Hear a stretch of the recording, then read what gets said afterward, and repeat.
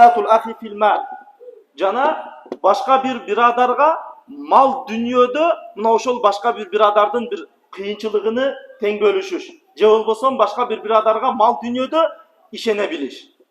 Бул дагы өтө кыйын амалдардан. Ал эми үчүнчүсү ва зикруллаху таала, зикруллахи таала фи кулли хал. Ар кандай жагдайда Аллахты эстеп туруп. Ар кандай жагдай болбосун, дайым Аллах жүрөгүндө болуп туруп. Бул өтө кыйын амал dedi. Үчүнчү амал. Чындыгында инсан Аллахты эстештиги тили менен болот, анан Аллахты эстештиги жүрөгү менен болот туугандар. Жөн эле тил менен Аллахты эстеп койсо инсан, эми албетте мунун да сообун алат. Эгер бирок ал мына ошол Аллахты эстегени жүрөгүнө кирбеген болсо, анда анын пайдасы азыраак болуп калат да. Ошон үчүн инсан эмне кылыш керек? Аллахты эстегенде жүрөк менен Аллахты эстөөнүн аракетин кылыш керек. Буга чейин айттык эле баягы. Эмен окуясы бар го? Эми китептерде бар. Жана бир аулиялардан бирөөсүнө шакирттери сабакта отурганда баягы олия устаз жанагындай төт куштарды, жана адамдын айткан сөзүн кайталай турган төт куштарды жакшы көргөндүгү себебинен шакирттеринен бирөөсү ага төт куш подарка кылат устазыначы. Анан билесиздер, төт куштар адамдын айткан сөзүнү кайталап турат. Адамдын айткан сөзүнү жаттап алат дагы аны кайталаганга кудрети жетет. Анан жанагы устаз шакирттерине дайым жанагы калимаи таухид, ла илаха иллаллах калимасы жөнүндө айткандыгы себебинен, мына ошол калиманы дайым дарс өткөндүгү себебинен жанагы төт куш тилине мына ошол калиманы эстеп калат. Дайым ла илаха иллаллах, ла илаха иллаллах, ла илаха иллаллах деген калиманы дайым айтып жүрөт жана төт кушчу. Канча жылдар өтөт. Bir күнү жана шакирттеринен бирөөсү устаздын алдына келсе, устаз ыйлап отурган болот. Устаз, эмнеге ыйлап атасыз? Ал айтат, жанагы силер подарок эткен, силер белек кылган төт куш өлүп калды. Буга эмнеге ыйлайсыз? Башкасын сатып берели сизге. Башкасын алып келип берели. Мен төт куштун өлүп калганына ыйлап аткан жокмун. Анда эмнеге ыйлап атасыз? Балким мына ошол төт куш өлөр мезгилде, мышык ага атака жасаган мезгилде өмүр бою ла илаха иллаллахты айткан төт куш бакылдаган үнүнөн башкасы чыкпады дейт да. Караң. Себеп анын калимасы аныкы только тилде эле да. Жүрөккө кирген эмес эле. А инсандын качан Аллахтын зикри жүрөгүнө кирет, мына ошол жүрөккө кирген зикир иншалла пайдасы тие туугандар. Ошон үчүн биз Аллахтын зикирини жүрөгүбүзгө иштешибиз керек. Жүрөгүбүзгө киргизгендин аракетин кылышыбыз керек. Биздин жүрөгүбүздө малы дүнүйө, биздин жүрөгүбүздө акча, иш, жумуш же башка бир соода, мына ошол нерселер болуп калбасын туугандар. Айтат го, кама таишуна тамутун ва кама тамутуна тухшарун дейт. Пайгамбар алейхиссалам хадиси. Кандай жашасаңар, ошондой өлөсүңөр. Ал эми кандай өлсөңөр, ошондой кайра тирилесиңер дейт. Ал дегени инсан кандай жашай турган болсо, өлөр мезгилде ошондой өлөт экен. Тактап айтканда, эгер инсан эми угуп атабыз ар жерлерде, сүт сатам, же болбосо тукум сатам, же картошка сатам деп акыркы деминдеги сөздөрү мына ошол сөздөр болуп калып аткандарын угуп атабыз. Эми албетте өкүнүчтүү бул нерсе. Бирок жүрөккө мына ошол нерсе кирип калса, айла жок, башка арга жок инсанда. Жүрөккө мына ошол тукум кирип калса, жүрөккө мына ошол сүт сатам кирип калса, жүрөккө мына ошол бизнесиңиз, акчаңыз же машинаңыз, мал дүйнөңүз кирип калса, Кудай сактасын анда. Өлөр мезгилде тилиңизден чыккан сөз мына ошол нерсе болуп калышы мүмкүн. Азыркы хадис, силер кандай жашасаңар, өлөр мезгилде ошондой өлөсүңөр. Ал эми силер кандай абалда өлсөңөр, кыяматта ошондой тирилесиңер дейт. Пайгамбар алейхиссаламдын башка риваяттары бар. Эмне деген? Ман кана ахиру каламихи ла илаха иллаллах дахалал жанна. Кайсы бир инсандын акыркы деминдеги, акыркы мүнөттөгү сөзү, акыркы кеби, акыркы сөзү ла илаха иллаллах Мухаммадур Расулуллах калимасы болсо, ал инсан сөзсүз бейишке кирет, өлсө эле бейишке кирет. Эми бул албетте бул маком, бул даража өтө улуу даража. Ар кимге насип кыла бербей турган даража бул. Мына ошол аксакалдарыбыздын дагы дуаларынын бирөөсүндө мына ошол нерсе бар, акыркы демибизде ла илаха иллаллах Мухаммадур Расулуллах калимасын насип кыл деп дуа кылышат. Бул да жакшы дуа.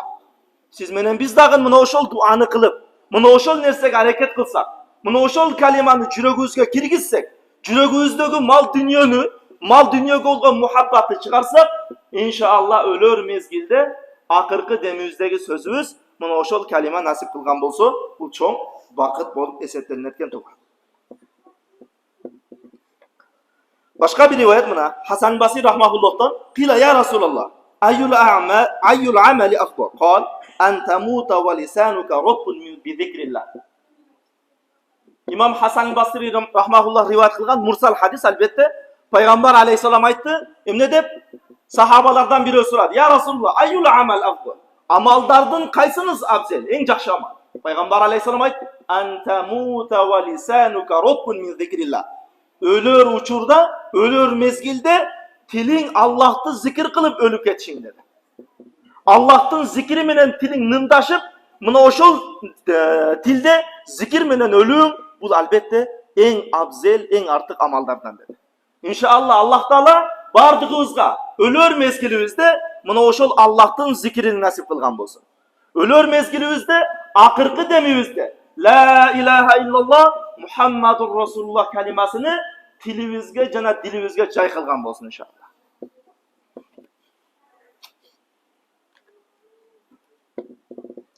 Anas radıyallahu anh rivayet kılgan hadiste Peygamber aleyhisselam aytat, annahu qal, Zikrullahi ilmul iman ve baraatü minen nifak ve hisnu minen şeytan ve harazu minen nar. İnsan Allah'tı zikir kılıp dursa deydi, imanı mına oşol nersege bekemdelet. Oşonda ele Allah'tı zikir kılıp жүрген insan ikiyüzlülükten, münafıklıktan kurtulat dedi. Münafıklardı biliriz. Allah Teala ayet kelimede Euzu billahi mineşşeytanirracim. El munafikuna fi derkil esfeli minen nar deydi. Euzu billah. Münafıklar tosoktun en tüyünde oluşat deydi. Kafirlardan da tüyrağında oluşat deydi Allah. İkiyüzlü insanlar da aytadi, münafık dep durup. Elbette Peygamber aleyhisselamın mezgilinde münafıklar bilinetele. Sebep Peygamber aleyhisselamda vahiy arqılı bilinetele. Bizden mezgildeçi, bizim mezgilde münafıkты bil albayız. Birok münafıklıktın belgileri var. Nauzubillah. Ayatul münafık salat, iza haddese kazib, ve iza vaada aklaf, ve iza tumina khan. Münafıktın belgisi üçü. Söylese jalgan söyleydi. Vada ve saat karbaydı, amanatka kıyanat kılat dedi. Kim bir, kaysi bir insanda üç sıfatın birisi olsa, al insanda ikiyüzlülüktün bir sıfatı var eken deydi. Nauzubillah. Eğer tileke karşı bizde oşol üç sıfatın tavlı atsaçı, jalgan söylep atsak dayım, söz aralatıp jalgan söylep atsak, vadaga turbay atsak, bir ögoya hazır baram, bunu da varam, mınanday kılıp berem deyiz, bir vadaga turbayız. Anan amanatlarga kıyanat kılıp atkan bolsak, nauzubillah.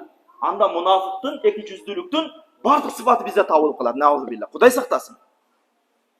Ayemi insan, mına oşol Allah'tı daim zikir kılıp dursa, Allah'tın daim zikir menen bola turgan bolsa, mına oşol ikiyüzlülüktün sıfatlarından, ikiyüzlülüktün belgilerinden insan kutulat eken inşallah.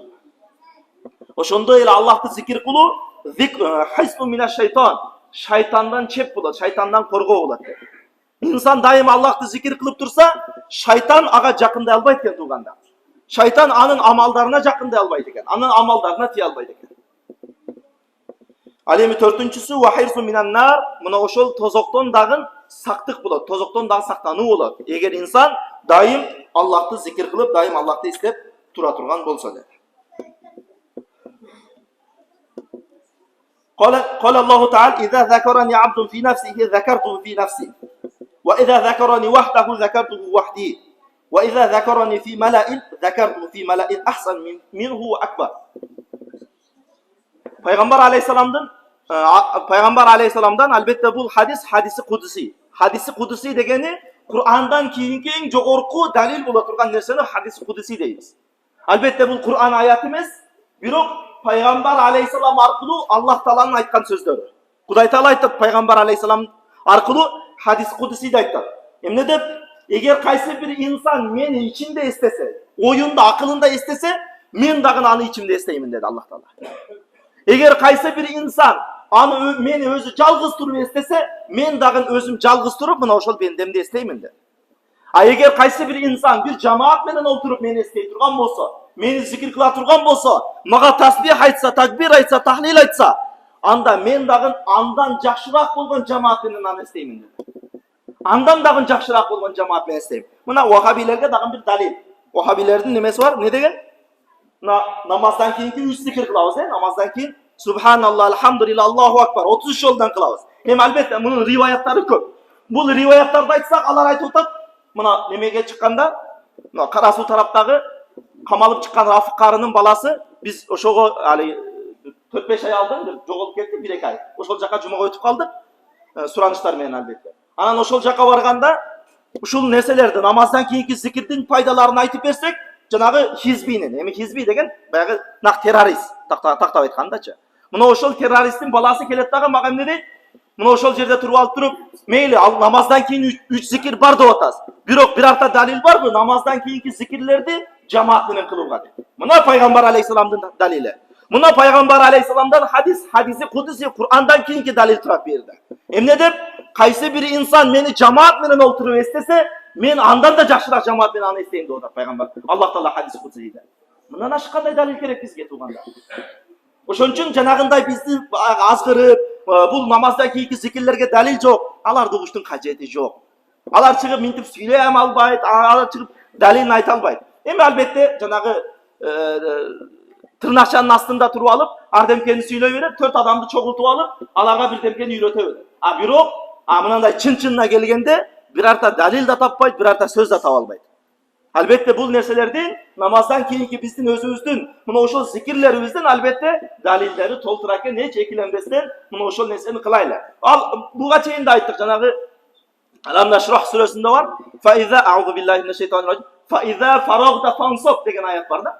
Фансоб дегенди намаздан бошогонуңуздан кийин, фансоб дегенди любой tafsirlerden karan. Tafsir Celaleyn, tafsir Nasafi, tafsir Bayzavi, tafsir Tabarani, tafsir İbn Kasir. Ayırması çok. Tafsir Ruhul Bayan. Bardık tafsirlerde karap çıkınız. İlimi jetken adam bolsa. Oşol vakabilerge aytarım da. Oşol faiza faragda fansop. Fansop degendin manasını fat'a fi dua deb tafsir kılışkan. Fat'a fi dua degen namazda okup bütkönden keyin duada kıynal deydi. Alemi duada kıynal emne menen bolot dese bir takrari dua deydi. Kayra dua kılуу menen deydi tuganda. Oşon üçün biz emne kılap kenbiz? Bardığın çoğultup bir dua kılıp koyposton kayra dua kılabız. 33 жол tasbihlerdi aytabız, dua kılabız. Andan keyin Kur'an ayat okuyuz, dagı dua kılabız. Andan keyin salavat aytabız, dagı dua kılabız. Ne maksat? Duadan maksat biz bendeligimizni bildirip, mına oşol namazımыздın kabul boluşunu Allah'a жалынып жалбарып сuraştığımız ушундан ошонун белгиси болот тууганда. Ошон үчүн андай bir баягы элди бөлүп жаргандарга, элди bir туура эмес маалыматтарды жеткизгендерге укпайлы. Эгер чындап эле маалыматы сахих болсо, маалыматы чын болсо, келсин алдыбызга. Мына ушуга чейин өтө көп чакырдык. Вахабисини дагы, Аминди жахри айтканын дагы, көкүрөккө кол койгондорду дагы чакана жолу айттык мына ол жерде. Кел трибунага, кел мына ол жерге кел. Мен алдыма мына жумадан мурда саат 12'de келип мына ол жерде даярдантам жуманы. Кел мына ошол жерге далилдерин көтөрүп. Бирөө дагы келе алган жок, бирөө дагы. Эми албетте бирөөсү аркабыздан рекет салып башка кылып, кичине коркутмуш болду. Биз анын рекетине башкасына коркотурган эмеспиз. Бирок чын-чынына келгенде китеп көтөрүп келүүгө бирөөсүнүн да духу жетпейт. Кучу да жетпейт, илими да жетпейт, акачы. Анан тырнакчанын алдында олтуруп алып ардемкени сиздерге сүйлөп башыңыздарды айлантырып атат туугандар. Андан сырткары وعن عائشة رضي الله تعالى عنها أن رسول الله صلى الله عليه وسلم قال إذا أكل أحدكم طعاما فليقل بسم الله فإن نسي في أوله فليقل في آخره بسم الله في أوله وآخره. Eğer sizlerden biröңөр tamak jеп atsa deydi. Tamakta ham zikir var eken tuganda. Tamak jеп atkanda tamaktan aldın Bismillahirrahmanirrahim desin deydi. Mına oşol tartipti bizge ata babalarыбыз kандай үйrөткөн tuganda. Бирок биз эстен чыгарып коюп атабыз балдарыбызга. Азыркы поколение, жаңы балалы болгон поколение 30га чыккан, 40га чыккандын тегерегинде балдарга атабыз бизге үйрөткөндө үйрөтүүнү эстен чыгарып койтабыз тууганда. Атабыз намазда отурганда, же чайда отурганда, тамакта отурганда дайым не дечи эле?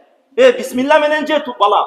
Оң кол менен же балам. Сол кол менен жесең шайтан шерик болот. Бисмилланы айтпай жесең шайтан шерик болот деп ар бирибиздин ата бабабыз үйрөткөн ошону. Ар бирибиздин чоң аталарыбыз мына ошол нерсени бизге айтып кеткен. Бирок биз эстен чыгарып койтабыз тууганда. Биз айтпай калып атабыз. Балаңызды карасаңыз бир колунда телефон, телефонду дагы оң колунда кармалап тагын, сол колу менен тамак жеп атасыз, сиз кайдыгерсиз агачы. Пайгамбар алейхисалам айтат: Eğer sizlerden biröңөр tamak jese, tamaktan aldın bismillah aytsın.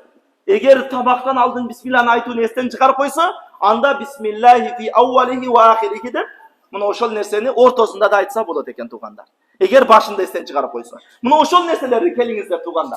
Bizge atalarımız kanday dinde oğuzdaki jetkizip gelse, biz dagın baldarыбызга ошондой жеткизели tuganda. Ошондой adep ahlakты үйrөтөлү. Ошондой bir kuluk мүнөздү үйрөтөлү. Ошондой bir İslam менен жашоону үйрөтөлү tuganda. Бирок биз ага кайдыгербиз.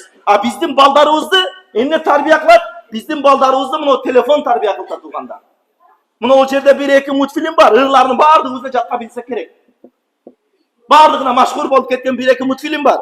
Кайсыл үйгө кирсең мына ошол ырлар, мына ошол мультфильмдер жаңырып аткан болот. Азыр биз кайдыгер болсо туугандар, азыр биз мына ошол нерсеге кайдыгер болуп үйрөтпөсөк, эртең кыйын болуп калат туугандар. Эртең балдарыбыз бизге дагы ошондой кайдыгер болуп калат.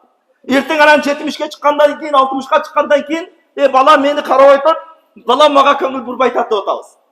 Бирок жаштыгында сиз балаңызга көңүл бурдуңузбу? Жаштыгында канчалык деңгээлде ага адеп аклакты үйрөттүңүз? Канчалык деңгээлде пайгамбар алейхисаламдын жашоосун үйрөттүңүз? Канчалык деңгээлде Аллахты зикир кылууну үйрөттүңүз туган? Ошого карайлы, иншалла эгер ошол нерсени үйрөтсөк, Аллахты зикир кылууну үйрөтсөк, пайгамбарга салават айтууну үйрөтсөк, иншалла балдарыбыз дагы чоңойгондон кийин сиз менен биздин жакшылыгыбызды дагы, сиз менен бизге ата энеге болгон кызматты дагы өтө бир жеткиликтүү деңгээлде кылышат иншалла.